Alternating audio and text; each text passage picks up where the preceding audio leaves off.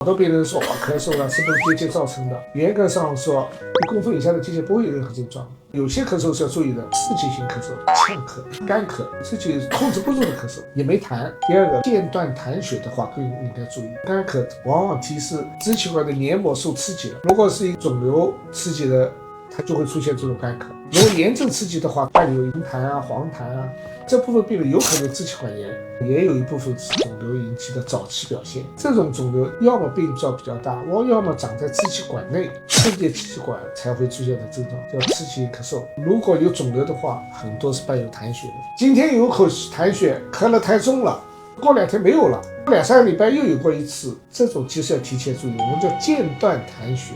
肿瘤的痰血不会像炎症的痰血那样大卡血，都是少量的痰中带血，这种要注意的，有可能是个管内型的肺癌，原因不去除的话，它是不会好的。